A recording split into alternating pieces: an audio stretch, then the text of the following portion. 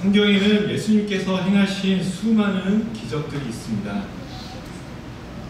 특별히 요한복음 맨 마지막 장의 맨 마지막 절을 보시면 사도 요한은 예수님이 행하신 모든 일을 책으로 기록한다면 그 책들을 이 세상에 다 보관할 수 없을 것이다 라고 짧은 표현으로 예수님이 이 땅에 계시는 동안 엄청나게 많은 일들을 하셨음을 기록하였습니다. 오늘 본문은 그런 많은 사건들 중에서도 가장 유명한 오병이어 사건, 사실 주일학교 아이들도 알고 있는 너무나 식상한 주제입니다. 사람들은 이 사건을 가리켜 기적이라고 부르지만 하나님이신 예수 그리스도께는 이런 일은 너무 일상적이고 당연한 일이었을 것입니다. 그런데 우리는 이렇게 잘 알려진 기적 사건을 평생 동안 읽고 들으면서도 어떤 때는 갑자기 그게 정말 가능할까? 아니면 도대체 예수님은 어떤 방법으로 그렇게 하셨을까라고 의문을 품고 있지는 않나요? 이번 시간에는 오병이어의 기적 사건의 배경을 살펴보면서 이 일을 통해 예수님은 자신이 누구이신지를 어떻게 드러내면서 또 오늘을 사는 우리는 일상을 어떻게 바라보고 어떤 마음으로 기도해야 하는가를 생각해 보는 시간을 갖도록 하겠습니다. 말씀을 시작하기에 앞서 유명한 두 기업의 예를 들어보려고 합니다. 아마 여기 계신 분들은 테슬라라는 기업의 이름을 한 번쯤은 들어보셨을 것입니다. 테슬라는 2003년 창업 이후 20년도 채 되지 않아서 명실상부하게 세계 최대 전기차 회사로 성장하였습니다. 그러나 이 기업이 막상 전기차 사업에 뛰어들려고 할 그 무렵에는 많은 사람들이 전기차는 아직 멀었다라고 하며 그들의 도전을 시기상조라고 평가절하했었습니다. 그러나 지금 이 기업은 세계 최대의 전기차 회사가 되었을 뿐만 아니라 아직도 굉장한 속도로 성장하고 있으며 전기차뿐만 아니라 고급 AI 기술까지 축적해 가면서 정말 미래의 어마어마한 기업이 되기 위해 차근차근 과정을 밟아나가고 있는 것 같습니다. 이처럼 창립 20년도 채 안 돼서 세계적인 회사가 된 기록은 전혀 없었습니다. 그렇다면 그들의 이 성과는 과연 기적일까요? 또 아마존이라는 미국 온라인 쇼핑 회사도 굉장한 기업입니다. 지금은 전 세계 14개국에 진출해 있는 거대 기업이 되었지만 창업주인 제프 베조스가 좁고 허름한 사무실에 홀로 앉아 무언가 열심히 하고 있는 이 사진은 이 기업의 초창기에는 어떠했는지를 매우 잘 보여주는 유명한 사진입니다. 그렇다면 이처럼 초라하게 시작한 아마존이라는 이 회사가 그냥 저 사람이 무작정 열심히 해서 또는 시대의 흐름과 고객의 니즈에 잘 맞아떨어진 그런 기적 때문에 지금의 모습이 되었을까요? 이제는 이커머스라고 하면 인터넷으로 물건을 사고 파는 비즈니스라고 정확하게 알고 있고 우리 생활의 일상이 되었지만 아마존이 창립된 1994년은 인터넷이 막 보급되기 시작하던 그런 시기였습니다. 그 시기에 아마존의 창업자 제프 베조스는 전자상거래 시장을 독점하겠다라는 그런 꿈을 가지고 시작하였습니다. 그렇지만 많은 사람들이 인터넷이 무엇인지도 모르던 그 시기에 갑자기 사람들을 인터넷으로 끌어들여 쇼핑을 하게 만든다는 것은 기존 오프라인 사업과 차별화되는 무언가가 없다면 쉽게 이룰 수 없는 목표였습니다. 그래서 제프 베조스는 무엇으로 먼저 시작을 할까 고민하던 끝에 잘 팔리지 않는 책부터 시작하기로 결심했습니다. 그런데 그것은 정말 탁월한 선택이었습니다. 서점에서도 가장 잘 안 팔리는 그런 오래된 책들을 구매하여서 보관하고 있다가 그것을 애타게 찾는 그 손님들을 인터넷으로 끌어들여 사게 하는 방법은 그 아마존 인터넷 시장에서 시작하려고 하는 그 아마존에 있어서는 최고의 방법이었기 때문입니다. 그의 그 선택은 지금 세계 최대의 전자상거래 기업이자 클라우드 서비스 시장 1위인 AWS까지 보유한 최고의 기업이 되게 하는 그런 기회였습니다. 당시에 아마존의 이런 장기적인 경영 전략과 투자 전략을 이해하지 못한 사람들은 왜 책을 파느냐, 책을 팔아서 얼마를 벌겠느냐 많은 비판을 하였다고 합니다. 테슬라가 전기차 사업에 뛰어들겠다고 할 때처럼 말입니다. 이 두 기업의 장기적 계획과 목표를 제대로 이해하지 못한 사람들은 아직도 이들의 놀라운 성과를 그저 기적이라고 말할지도 모릅니다. 반면 그들의 그 경영 전략을 바르게 알고 이해하여서 그들의 미래를 바라본 사람들은 그들의 가시적 성과의 단계까지 인내하며 차분하게 투자를 이어갔을 것이고, 이 기업들의 현재 모습과 그들의 성과는 기적이 아니라 당연한 결과로 여겼을 것입니다. 세상의 비즈니스뿐이겠습니까? 세상의 모든 것들은 심지어 우리 교회에서 선포되는 진리와 복음까지도 내가 알고 이해하고 경험하는 것만큼만 보입니다. 제가 이렇게 서두를 길게 말씀드린 것은 투자자들이 그들의 경영 전략과 계획을 끝까지 신뢰한 것처럼 본문에서 기적을 일으키신 예수 그리스도께서 내 삶에도 함께 하시고 인도하신다는 굳은 믿음이야말로 끝없는 영적 전쟁과 어려움의 연속인 삶에서 믿음의 경주를 계속해 나갈 수 있는 지속력과 믿음의 원동력이라는 것을 말씀드리기 위함입니다. 하나님 나라의 일도 그렇습니다. 지금 나는 이해할 수 없지만 하나님의 계획을 장기적인 안목에서 바라보고 하나님의 성품을 바르게 이해하는 깊은 믿음으로 나아갈 때 그것들이 기적이 아니라 하나님은 당연히 하실 수 있고 그것이 하나님의 계획이면서 하나님의 살아계심을 드러내는 일들로 인정할 수 있게 되는 것입니다.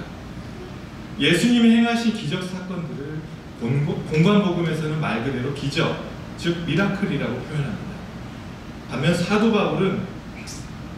사도 요한은 요한복음에서 이러한 사건을 하나님의 아들 예수 그리스도가 자신이 누구인지를 드러내시는 사건, 즉 사인이라고 표현합니다.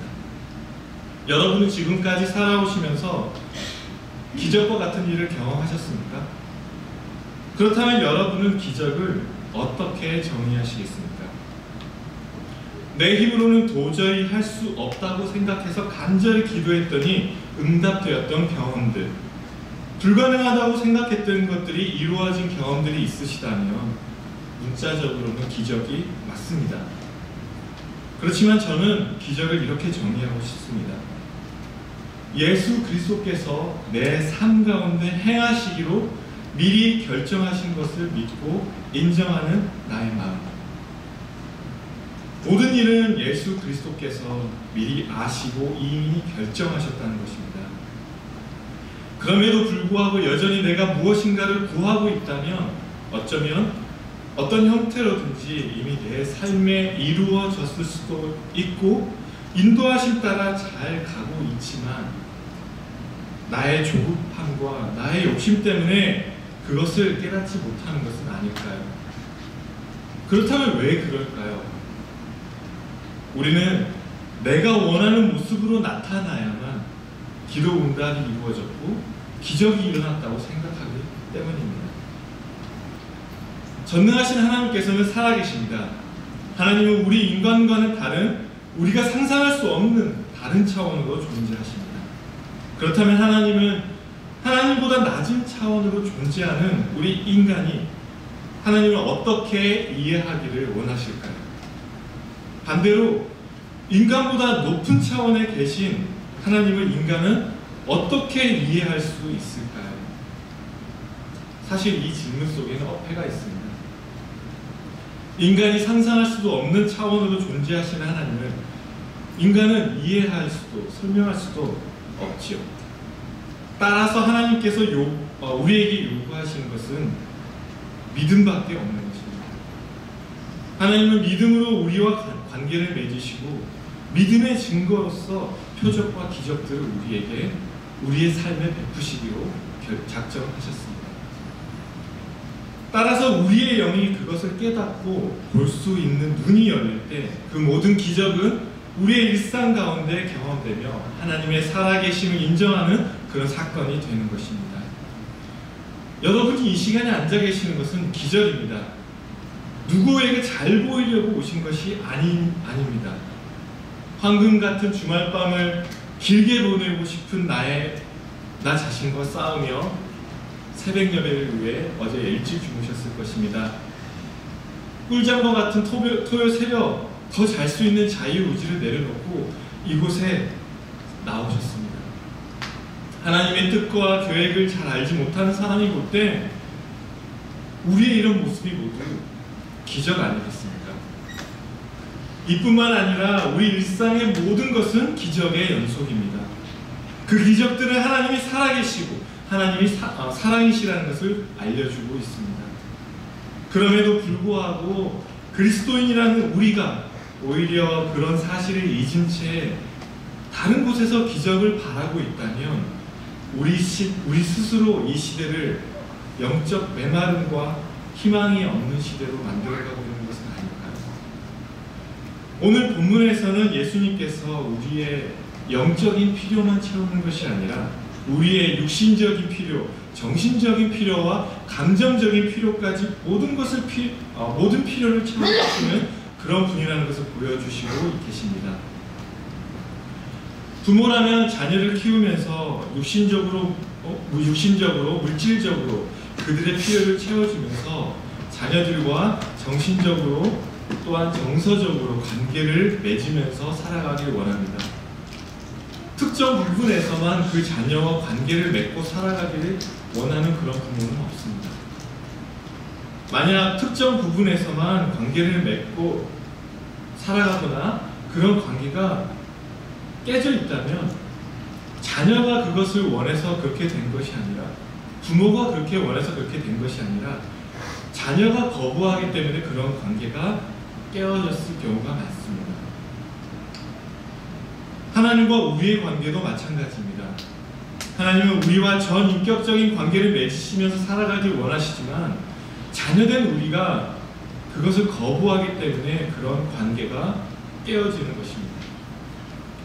다시 본문으로 돌아가 보시면 사람들에게 예수님은 점점 알려지면서 예수님의 말씀을 듣기 위해 더욱 많은 사람들이 몰려들었습니다. 그렇게 예수님은 많은 사람들에게 말씀하시던 중 갑자기 식사 때가 되었습니다.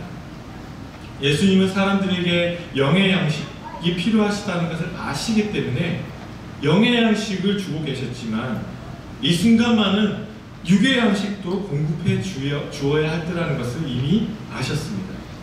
그래서 이 문제를 해결하기로 결심하셨습니다. 예수님께서 이렇게 결심하신 순간 기적은 이미 이루어진 것이지요. 우리 삶의 문제도 마찬가지입니다.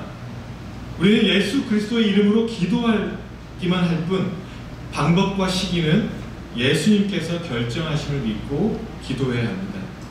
기도가 필요 없다라는 말이 아니라 나의 삶을 주관하시며 인도하시는 예수 그리스도의 주권을 인정하며 끝까지 기도해야 한다는 것을 말씀드리는 것입니다. 지성이면 감천이다라는 말을 아실 것입니다. 그러나 이 말은 우리 복음에는 적용되지 않습니다. 세상 대부분의 종교는 자신의 노력과 정성과 긍정적인 사고를 강조하지만 우리의 믿음은 그런 차원이 아니기 때문입니다. 내가 지성으로 기도하고 간구했기 때문에 하나님이 감동하여 그 기도를 들어주시는 것이 아니라 복음으로 변화받은 나의 새로워진 영이 내 삶의 모든 주권은 예수 그리스도께 있다. 나의 삶은 주님이 이미 결정하셨고 미리 작정하신 그것들을 내가 알아가는 과정이다라고 인정하기 때문에 장기적인 하나님의 계획과 그 계획이 완성될 시간을 신뢰하며 그토록 간절히 끝까지 기도할 수 있는 것입니다. 본문 5절과 6절을 보시면 예수께서 눈을 들어 큰 무리가 자기에게 오는 것을 보시고 빌립에게 이르시되 우리가 어디서 떡을 사서 이 사람들을 먹이겠느냐 하시니 이렇게 말씀하시면 친히 어떻게 하실지를 아시고 빌립을 시험하고자 하심이라. 예수님께서는 지금 이 수많은 사람들의 식사를 해결하기로 이미 작정하셨고 제자들이 어떻게 반응할지도 다 아셨습니다. 그런데 예수님은 일부러 빌립에게 묻으십니다. 빌립아, 어디서 떡을 사서 이 사람들을 먹일 수 있을까? 여러분, 제자 빌립이 어떤 사람이었는지 혹시 기억하십니까? 빌립은 어촌 마을이었던 벳세다 출신이었습니다. 그는 어떤 일을 하기 전에 그것을 왜 해야 되고 그것이 무엇인지를 알아야만 그것을 했던 그런 계산적인 믿음을 가졌던 바로 저의 예전의 모습과 비슷한 사람이었습니다. 그는 처음에 침례 요한의 제자였지만 침례 요한의 선포를 듣고 예수님의 제자가 되었습니다. 그런데 빌립은 예수님의 제자가 된 이후에도 예수님을 누구신지 제대로 알지 못했습니다.